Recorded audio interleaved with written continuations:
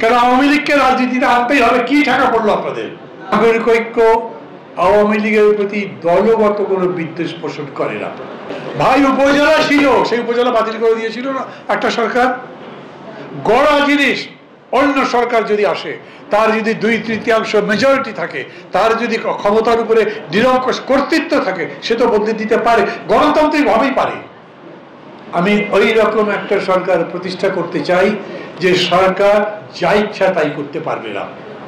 আমি এরকম সংস্কার চাই যে এই সরকার চাইলেই স্বৈরাচারী ফ্যাসিবাদী হতে পারবে না, যে সরকার জনগণের গলা টিপে ধরতে পারবে না, আর অত বড় নির্লজ্জ হতে পারবে না।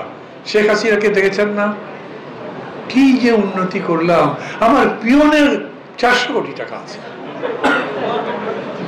400 কোটি টাকা পেলে কথা হিসাব দেন, সম্পদের হিসাব দেন। ওনার তো দেওয়া লাগে নাই, বলে হেলিকপ্টারে চলে পালিয়ে, লজ্জাও করে না ওই মহিলার। চোর তো বটেই, কিন্তু তার চেয়ে বড় কথা লজ্জা যদি থাকে, বলে বিদেশের মাটিতে গিয়ে আমার ভাব করে, ভিক্ষার মতো বিদেশে পড়ে আছে, আশ্রয় দিয়েছে।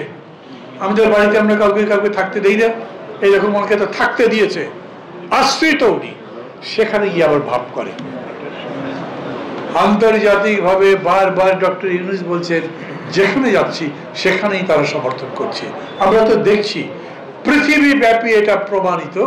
বিশেষ করে জাতিসংঘের যে কমিশন হয়েছে, ফলকার 2 যে গবেষণা করেছেন, তদন্ত চালিয়েছেন, চালাবার পরে দেখিয়েছেন কিরকম ভাবে পাখির মতো নির্দয় ভাবে নৃশংস ভাবে তারা মানুষ হত্যা করেছে। ওদেরকে ছেড়ে দেব না, যাই ভাবেন।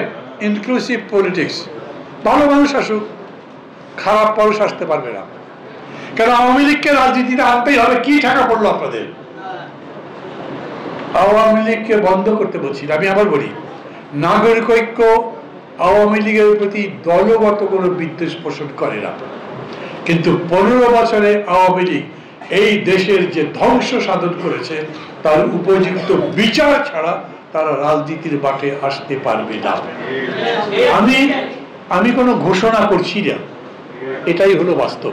মানুষ আসতে দেবে না। যদি পারতো তাহলে এখন আসতো। এই 7 বছরের মধ্যে এই বিগত সরকারের পক্ষে কথা আসেনি, আসবেও না। আমরা মনে করি ওই রাজনীতি একেবারে চিরতরে পরিত্যক্ত। কেবল একটাই হতে পারে, যদি এর পরে যে রাজনীতি দেশকে শাসন করবে তারা ওর চাইতে খারাপ হয়, তাহলে একটা বিপদ হতে পারে। লড়াই করছি আমরা, সেটাই আমাদের আজকের কাজ। ভালো থাকবে সবাই।